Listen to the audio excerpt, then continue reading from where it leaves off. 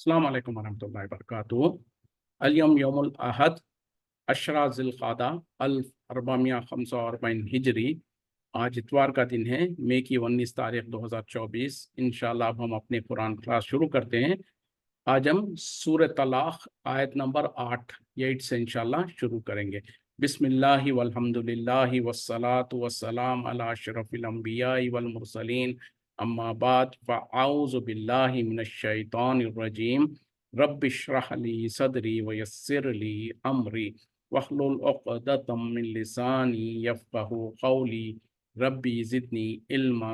अऊज़ु बिल्लाहि मिनश शैतानिर रजीम। वकअय्यिम मिन क़रयतिन, और कितनी ही बस्तियां आतत अम्रि रब्बिहा, उन्होंने सरकशी की, नाफरमानियां की अपने रब के हुक्म की, व रसूलिही, और उसके रसूल की। फहासबनाहा, बस हमने उनका हिसाब किया, हिसाबन शदीदा, सख्त हिसाब। व अज़्ज़बनाहा, और हमने उन्हें अजाब दिया, अजाबन नुकरा, बहुत बड़ा अजाब। और कितने ही बस्तियां जिन्होंने जो सो सरकशी की और जो सो अपने रब की, और उन्होंने नाफरमानियां की अपने रसूल की। तो अल्लाह ताला ने कहा कि हमने उनका हिसाब किया, बहुत सख्त हिसाब, और हमने उन्हें बड़ा सख्त बड़ा अजाब दिया उन्हें। यानी इससे पहले, अब यहाँ तक इससे पहले के आयतों में सूरह तलाक में जो तलाक का मामला था अब वो गुजर गया।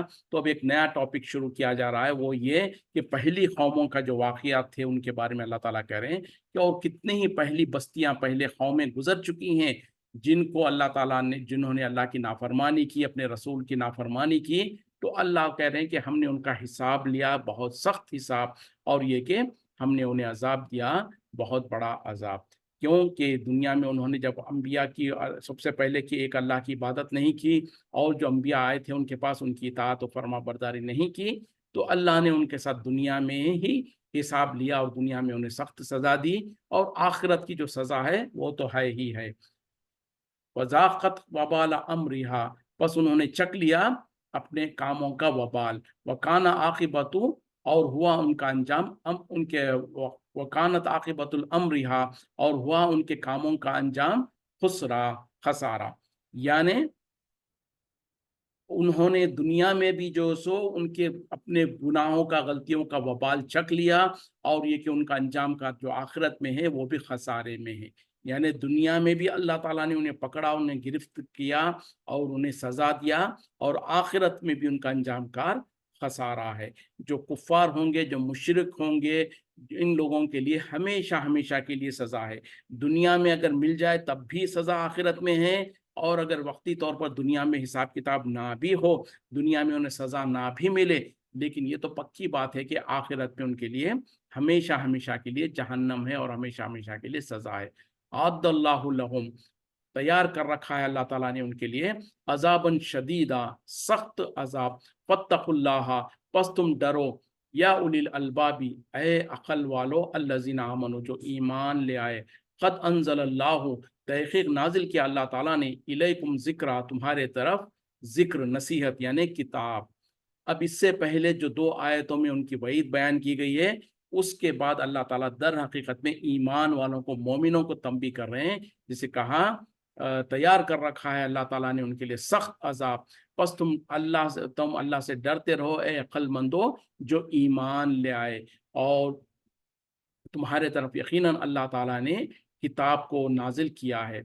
यानी इनसे पहली कौमों का जो जिक्र करने के बाद अब अल्लाह ताला ईमान वालों को कह रहे हैं कि यकीनन उनके लिए तो अल्लाह ताला ने सख्त अजाब तैयार कर रखा है।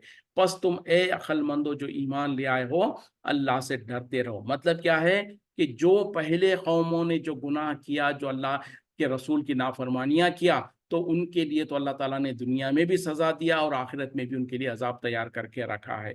क्या तुम भी यही कुछ चाहते हो? हरगिज़ नहीं चाहोगे। जब तुम नहीं चाहोगे तो तुम अल्लाह से डरते रहो, और जो सो यकीनन अल्लाह ताला ने तुम्हारे तरफ किताब भी नाजिल किया है। यानी तुम्हारे लिए नबी को भेजा है, तुम्हारे लिए किताब को नाजिल कर दिया है, और अब तुम्हारे पर पूरी हुज्जत कायम हो गई।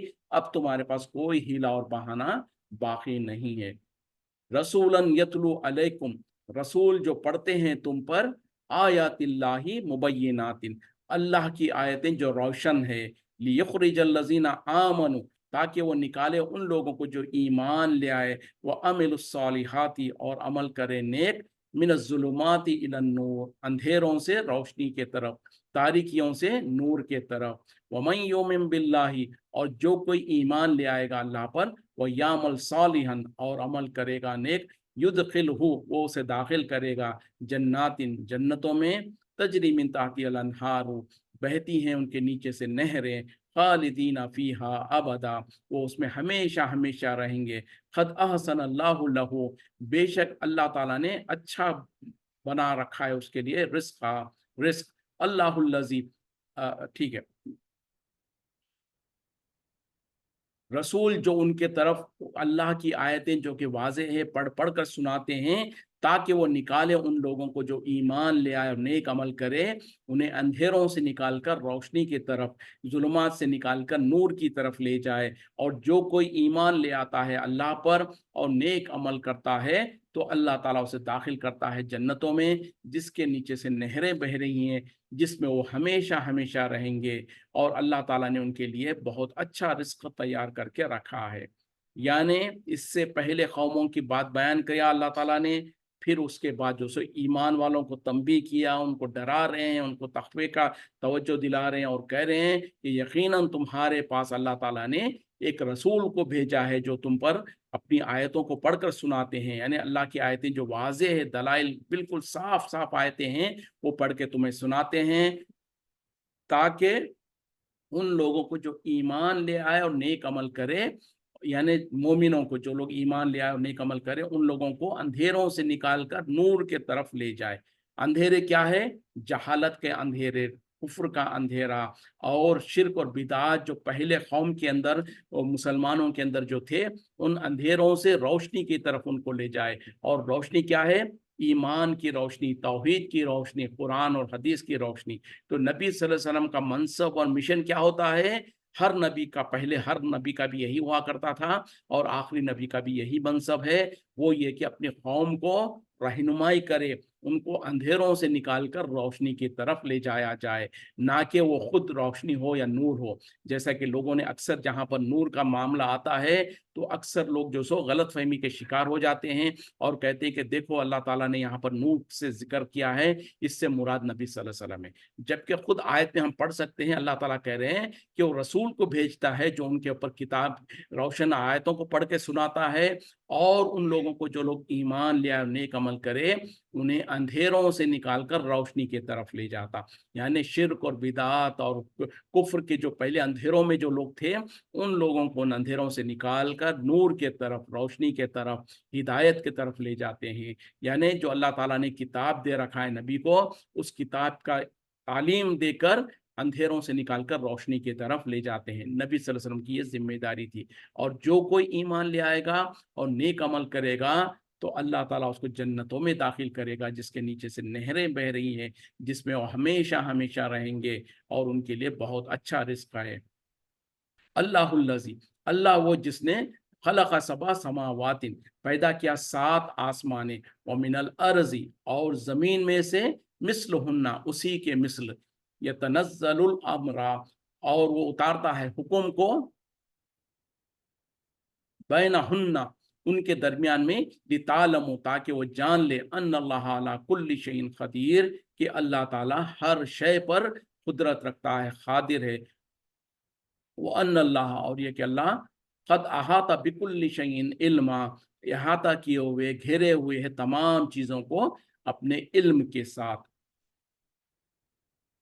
अल्लाह वो जिसने सातों आसमानों को पैदा किया, और ज़मीन में भी उन्हीं के मिस्ल, यानी उसी के बराबर 7, और वो नाजिल करता है अपने हुक्म को उनके दरमियान में, ताकि लोग जान ले कि अल्लाह ताला हर शय पर कुदरत रखता है, और ये कि अल्लाह ताला घेरे हुए, अहाता किए हुए हर शय को इल्म के साथ।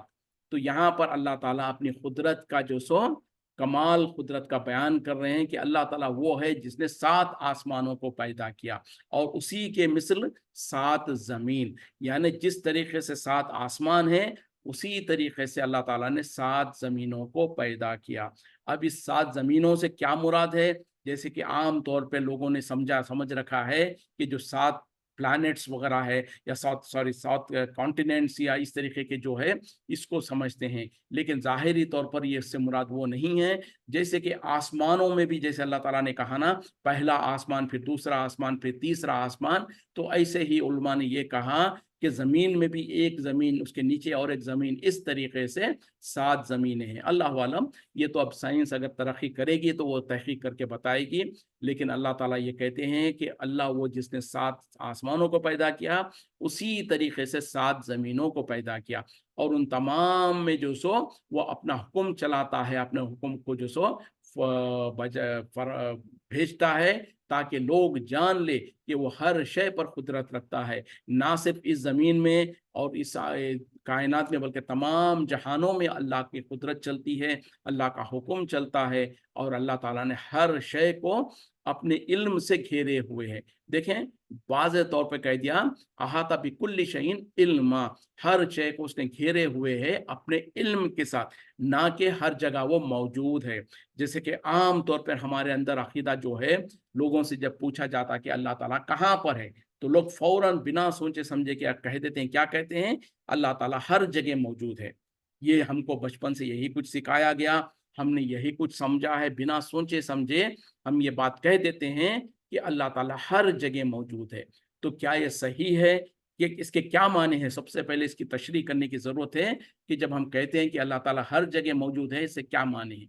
क्या ज़ात के एतबार से अल्लाह ताला हर जगह मौजूद है? अगर ये सोचा है तो बहुत गलत है, क्योंकि अल्लाह ताला हर जगह मौजूद नहीं है।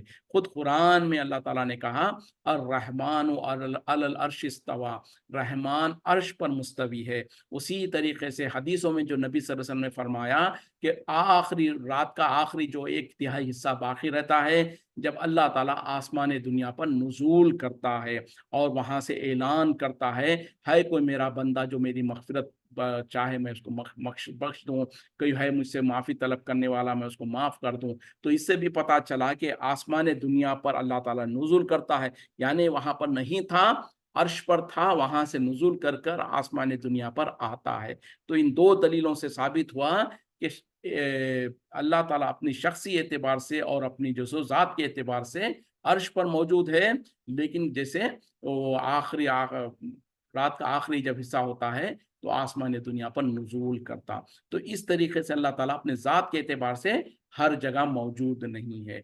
और अब जब हम कहते हैं कि अल्लाह ताला हर जगह मौजूद है, उससे मुराद ये है कि अल्लाह ताला का इल्म हर जगह मौजूद है, हर चीज़ को अल्लाह ताला घेरे हुए है, हर चीज़ पर अल्लाह की कुदरत है, तो वो सही है। जैसे कि खुद यहाँ पर अल्लाह ताला कह रहे हैं, ख़द व अन्नल्लाह, और ये कि अल्लाह ताला क़द अहाता बिकुल्लि शैइन इल्मा, हर शय को, हर चीज़ को इहाता किए हुए है अपने इल्म के साथ।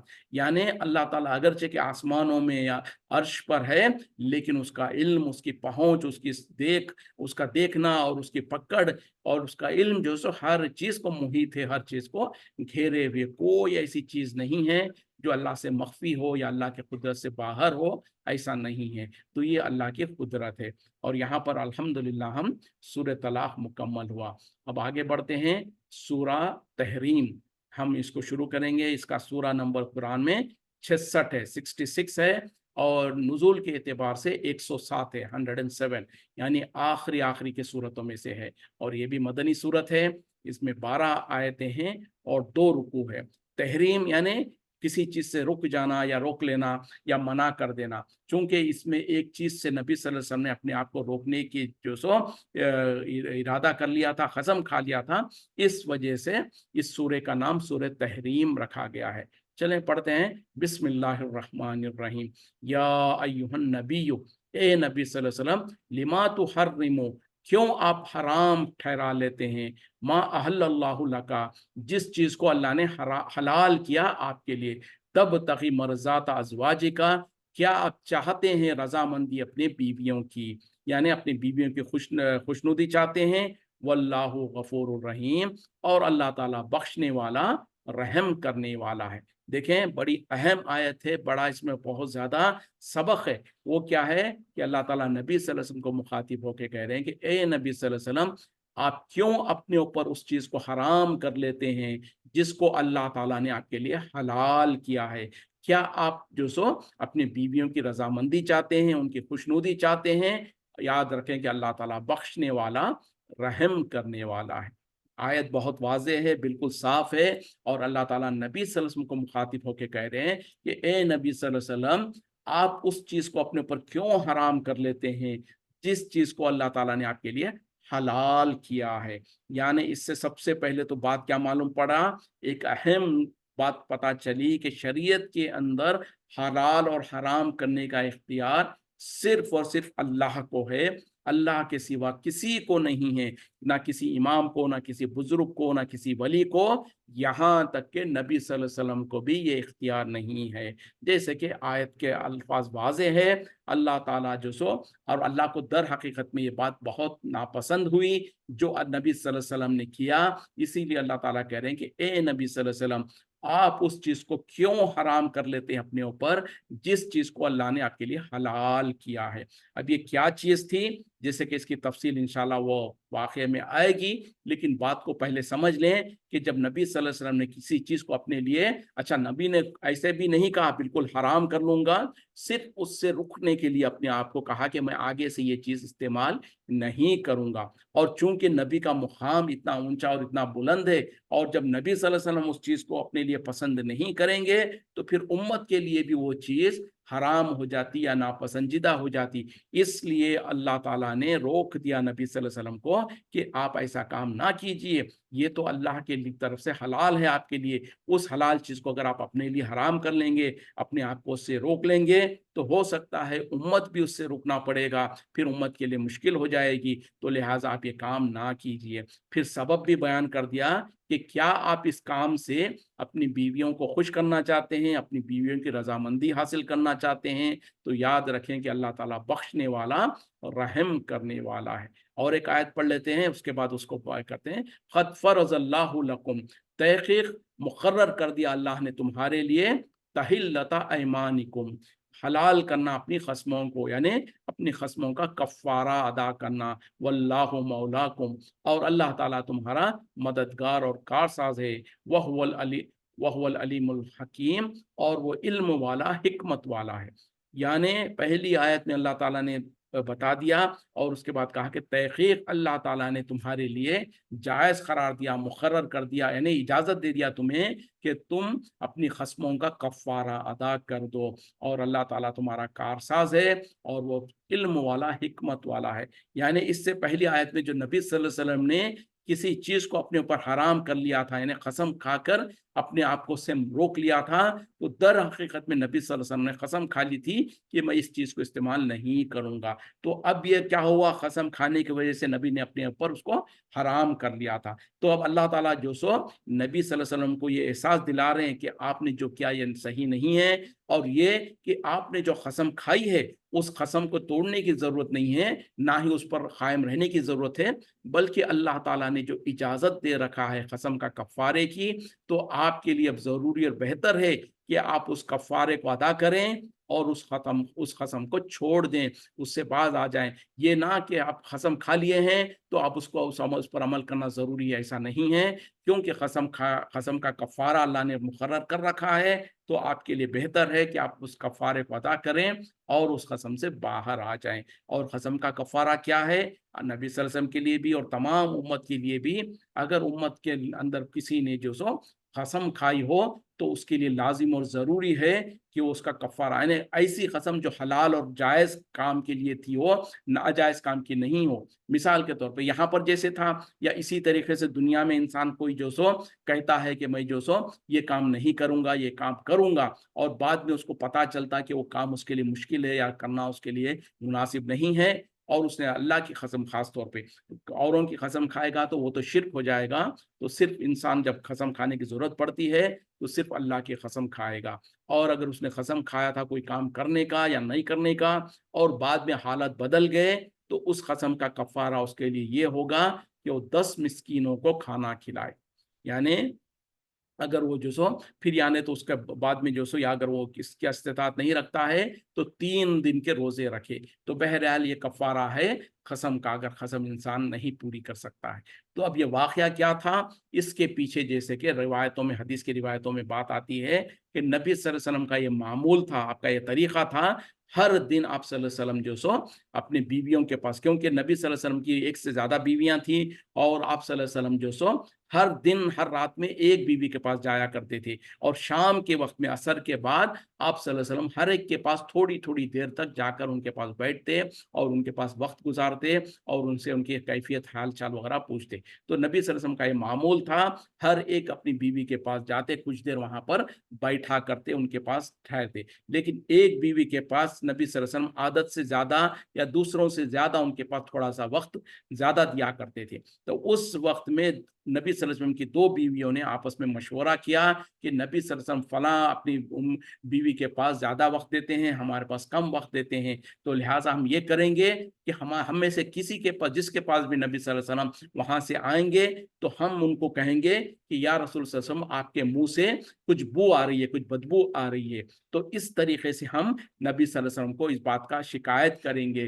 तो हो सकता है नबी सल्लल्लाहु अलैहि वसल्लम उस और जो अपनी एक बीवी के पास ज़्यादा देर तक रुकते हैं, तो उससे बाज़ आ जाएँ। तो बहरहाल उन्होंने, दोनों ने जो मशवरा किया और दोनों ने जो प्लानिंग की, उसी के मुताबिक गालिबन ज़ैनब बिन जहश जो रज़ी अल्लाह अन्हा है, उनके घर में नबी सल्लल्लाहु अलैहि वसल्लम आए, तो उन्होंने कहा कि या रसूल सल्लल्लाहु अलैहि वसल्लम, आपके मुँह से तो मगाफ़िर की बदबू आ रही है, यानी एक ऐसा किस्म का फूल है जिसके अंदर से बिसान बू आती है, तो इस तरीके की बू आपके मुँह से आ रही है। तो नबी सल्लल्लाहु अलैहि वसल्लम ने कहा कि मैंने तो हज़रत कौन है वो साहब, उम्मुल मोमिनीन, याद नहीं आ रहा मुझको, उनके घर में मैंने तो शहद पिया था। चूँकि ये नबी सल्लल्लाहु अलैहि वसल्लम का तरीक़ा था कि जब भी उनके घर जाते, तो वो उनको शहद का कुछ शरबत वग़ैरह बनाकर पिलाती थी। तो उसमें थोड़ा-सा देर हो जाती थी, जो कि दूसरे उम्मुल मोमिनीन को, जो नबी सल्लल्लाहु अलैहि वसल्लम की जो दूसरी बीवियाँ थे, उनको थोड़ा-सा तकलीफ़ लग रहा था कि नबी सल्लल्लाहु अलैहि वसल्लम उन एक के पास ज़्यादा वक़्त गुज़ारते हैं। तो उन्होंने इस तरीक़े से शिकायत की कि आपके मुँह से तो फलाँ जो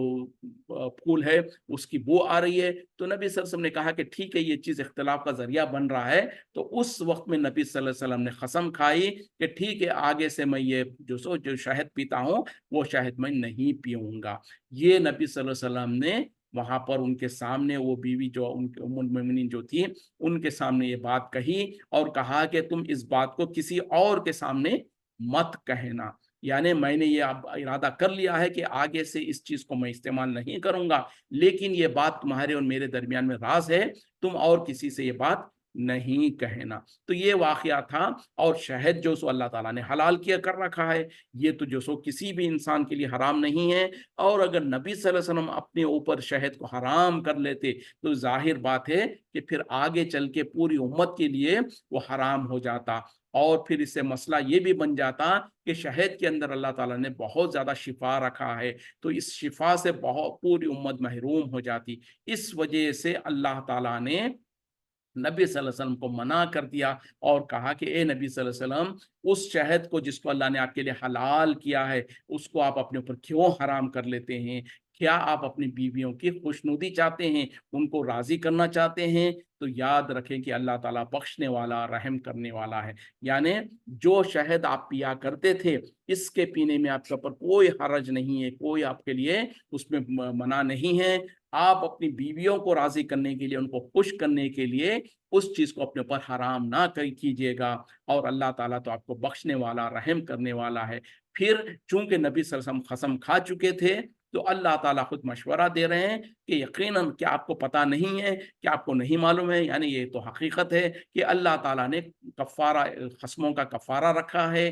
तो अल्लाह ताला याद दिलाना चाहते हैं नबी सल्लल्लाहु अलैहि वसल्लम को, और इनडायरेक्टली ये बात बताना चाहते हैं कि जब अल्लाह ताला ने कफ़ारा का इजाज़त दे रखा है कसमों की, तो अब आपके लिए ज़रूरी है और आपके लिए बेहतर है कि आप उस कसम को तोड़ दें, कफ़ारा अदा करें और उस कसम को तोड़ दें। और ये कि याद रखें कि अल्लाह ताला तो इल्म वाला और हिकमत वाला है। तो इसमें देखें कितनी बातें समझ में आ गई, कि एक तो ये कि नबी सल्लल्लाहु अलैहि वसल्लम ने सिर्फ अपने ऊपर ये कह दिया था कि चलो, ये बीवियों के अंदर नाराजगी का सबब बन रहा है, तो मैं आगे से उस शहद को इस्तेमाल नहीं करूंगा। लेकिन चूंकि नबी सल्लल्लाहु अलैहि वसल्लम का मुकाम बहुत बुलंद है, और आपने कसम खा ली थी कि मैं इस चीज़ को इस्तेमाल नहीं करूंगा, تو اللہ تعالیٰ نے کہا کہ نہیں، یہ آپ کے لیے اجازت نہیں ہے کہ آپ اس چیز کو حرام کر لیں اپنے اوپر جس چیز کو اللہ نے حلال کیا ہے آپ کے لیے، اور لہٰذا آپ اپنے قسم کا کفارہ ادا کریں اور اپنے قسم کو توڑ دیں۔ تو اس سے کیا ثابت ہو گیا کہ اللہ تعالیٰ نے جس چیز کو حلال کیا اس کو حرام کرنے کا اختیار نبی کو بھی نہیں ہے۔ اب اور خاص طور پہ نبی تو صرف اپنے اوپر اس کو لاگو کر رہے تھے، کسی قوم کے لیے، پوری امت کے لیے یا شریعت میں اس کا جو سو حکم نافذ نہیں کر رہے تھے، لیکن آپ صرف اپنے نفس کے اوپر اس کو منع کر لے رہے تھے کہ میں آگے سے شہد کو نہیں پیوں گا۔ لیکن چونکہ آپ کا مقام، جیسے میں نے کہا نا کہ آپ کا مقام بہت بڑا ہے، آپ جو سو پوری امت کے لیے رہنمائی ہے، تو لہٰذا اللہ تعالیٰ نے منع کر دیا کہ آپ یہ کام نہ کریں۔ تو اس میں جو بنیادی جو بات ہے، حرام اور حلال کرنے کا اختیار صرف اور صرف اللہ کو ہے، اللہ کے سوا کسی کو یہ اختیار نہیں ہے۔ نبی صلی اللہ علیہ وسلم کے زبان سے جو کچھ حرام و حلال کی تشریح ہوتی ہے وہ در حقیقت میں اللہ کے حکم سے، اللہ کی اجازت سے ہی ہوتی ہے، اور جو نہیں ہوتی اس پر اللہ تعالیٰ اس طریقے سے حکم نازل کر دیتا ہے۔ یہاں پر جو نبی صلی اللہ علیہ وسلم نے شہد کو اپنے لیے حرام کر لیا تھا، وہ اپنی مرضی سے تھا، اپنے نفس کے لیے تھا، اسی لیے اللہ تعالیٰ نے منع کر دیا اور روک دیا کہ اے نبی صلی اللہ علیہ وسلم یہ کام آپ نہ کریں۔ اس کے علاوہ جو نبی صلی اللہ علیہ وسلم شریعت کے بارے میں جو احکامات نازل کرتے ہیں، جو قرآن کی تشریح کرتے ہیں، اور کئی جگہوں پر امت کو بتاتے ہیں کہ اللہ تعالیٰ نے تمہارے لیے یہ چیز حلال کیا ہے، یہ چیز حرام کیا ہے، حرام کی تفصیلات، حلال کی تفصیلات جو بیان کرتے ہیں، تو وہ در حقیقت میں وحی کا ہی حصہ ہوتا ہے۔ جیسے کہ خود قرآن میں اللہ تعالیٰ نے کہا وَمَا يَنْطِقُ عَنِ الْهَوَىٰ إِنْ هُوَ إِلَّا وَحْيٌ يُوحَىٰ، ہمارے نبی اپنے خواہش سے کچھ نہیں کہتے، لیکن وہی کہتے ہیں جو وحی کی جاتی ہے آپ کے طرف، یعنی جو اللہ تعالیٰ جو کچھ وحی کرتا ہے نبی کے طرف، اسی کے مطابق اللہ تعالیٰ نبی صلی اللہ علیہ وسلم احکامات بیان کرتے ہیں۔ تو جو نبی صلی اللہ علیہ وسلم تشریح کرتے ہیں قرآن کی، وہ سب کچھ اللہ کے حکم کے مطابق ہی ہوتا ہے۔ تو نبی کو جب کسی چیز کا حرام و حلال کرنے کا اختیار نہیں ہے، تو ہم مسلمانوں کو ذرا غور کرنے کی ضرورت ہے۔ یہ ایک بنیادی اصول ہے، جب نبی کو یہ اجازت نہیں ہے تو کسی امام کو، کسی بزرگ کو، کسی ولی کو، کسی پیر کو، کسی مولوی کو یہ اجازت کہاں سے مل سکتی ہے کہ وہ کہہ دے، جیسے چاہے کہہ دے کہ اسلام میں یہ چیز حلال ہے، یہ چیز حرام ہے، یہ جائز ہے، وہ ناجائز ہے۔ جو اسے کہ آج ہمارے ملکوں میں ہم دیکھتے ہیں کہ مولوی لوگ بے تحاشا طور پر بنا سوچے سمجھے کہ جیسے کہ وہ پورا اختیار رکھتے ہیں، اس طریقے سے کہہ دیتے ہیں کہ جسو یہ چیز حلال ہے، وہ چیز حرام ہے، یہ جائز ہے، وہ ناجائز ہے۔ ان کو ڈرنا چاہیے کہ جب اللہ تعالیٰ نے نبی کو یہ اختیار نہیں دیا ہے، تو ہم اور آپ، کوئی مولوی، کوئی بزرگ کو یہ اختیار نہیں ہے کہ اپنی مرضی سے کہیں۔ اور خاص طور پہ جب اماموں کی بات آتی ہے تو ہمارے پاس خاص طور پہ ایک بہت زیادہ تعصب دیکھا جاتا ہے کہ لوگ جو سو کہتے ہیں کہ ہم تو فلاں امام کو ماننے والے ہیں، اور ہمارے امام صاحب کے پاس یہ چیز جائز ہے، ہمارے امام صاحب کے پاس یہ چیز ناجائز ہے۔ جیسے کہ ابھی ہم نے جو سورہ طلاق پڑھ چکے ہیں، جس کے بارے میں کل میں تھوڑی سی تفصیلات بیان کیا تھا، اگرچہ کہ اس کے تفصیلات میں جانا نہیں چاہتا تھا، لیکن بات آئی تو سن بھی لیں اور سمجھ بھی لیں کہ خاص طور پہ ہمارے ملکوں میں جو ہم اپنے آپ کو حنفی کہتے ہیں، اور ہم کہتے ہیں کہ ہم ابو حنیفہ رحمۃ اللہ علیہ کو ماننے والے ہیں، اور ہمارے ملکوں میں طلاق کے سلسلے میں جو خاص طور پہ لوگوں نے کہا ہے، امام صاحب نے کہا یا نہیں کہا کچھ پتہ نہیں، اس کی کوئی صحیح دلیل نہیں ہے، لیکن ہمارے ملکوں میں جو چیز مشہور ہے وہ کیا ہے کہ حنفی فقہ میں امام ابو حنیفہ رحمۃ اللہ علیہ کے پاس ایک مجلس میں 3 طلاق، یعنی ایک مجلس میں دی گئی 3 طلاق 3 شمار ہو جاتی ہے، وہ ایک نہیں ہے بلکہ وہ 3 ہو جاتی ہے۔ یہی ہم کو کہا گیا ہے، یہی مسلک حنفی مسلک کہا جاتا ہے۔ حقیقت میں ابو حنیفہ رحمۃ اللہ علیہ یہ بات کہے ہیں، اس کی کوئی دلیل ثابت نہیں کر سکتا، کیونکہ ابو حنیفہ رحمۃ اللہ علیہ نے تو کوئی خود اپنی کتاب نہیں لکھی، نہ ہی کسی نے روایت ان تک منسوب کیا ہے کہ فلاں نے فلاں سے، فلاں نے فلاں سے، اور فلاں نے ابو حنیفہ رحمۃ اللہ علیہ سنا ہو۔ ایسی بھی کوئی ترتیب کے ساتھ کوئی روایتیں نہیں ہیں۔ تو بہرحال لوگ کہتے ہیں کہ حنفی فقہ میں یہ بات ہے کہ ایک مجلس میں اگر 3 طلاق دے دی جائے تو اس کو 3 ہی شمار کیا جائے گا، ایک نہیں شمار کیا جائے گا۔ جبکہ قرآن کا فیصلہ کیا ہے؟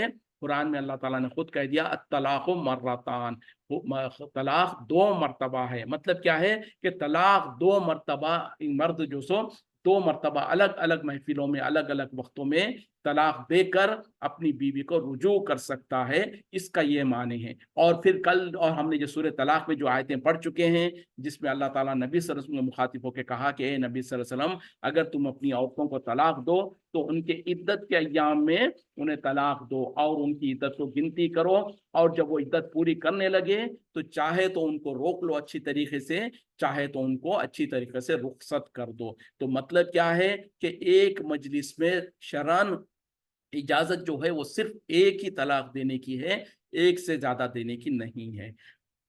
और अगर किसी ने जहालत में, नादानी में, गुस्से में एक मजलिस में एक से ज्यादा मर्तबा अगर तलाक दिया है तो उसको एक ही शुमार किया जाएगा, तीन शुमार नहीं किया जाएगा।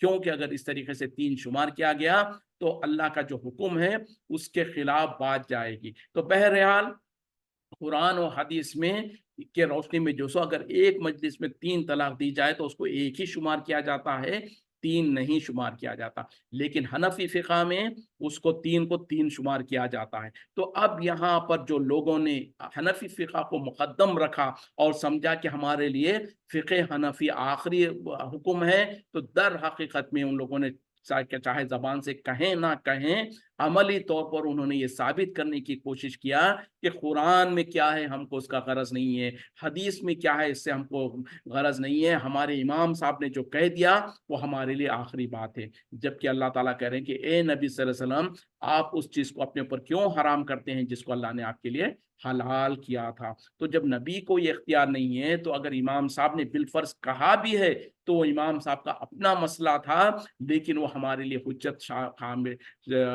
हो ही नहीं सकती। हमारे लिए हुज्जत तो कुरान और हदीस होगा। तो बहरहाल इस तरीके से बहुत सारे मसलों में लोगों ने कहा कि हम तो हनफी है, तो लिहाजा हम हनफी फ़िक़ा पर अमल करेंगे।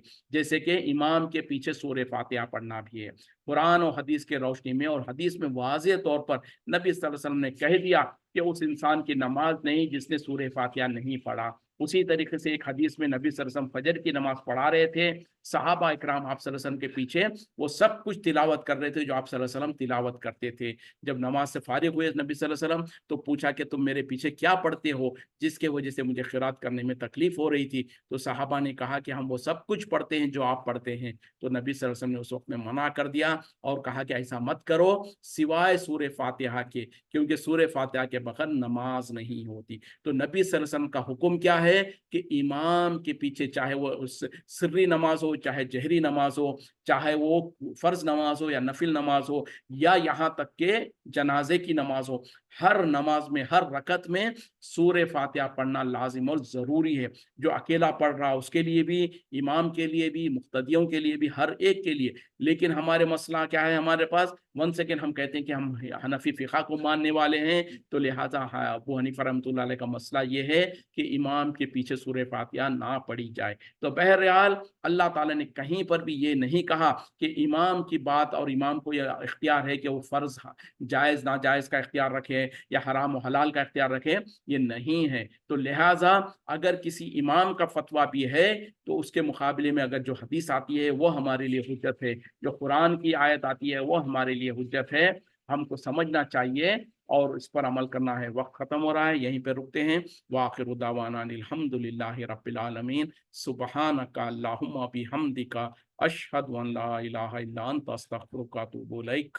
अस्सलामु अलैकुम व रहमतुल्लाहि व बरकातुहू।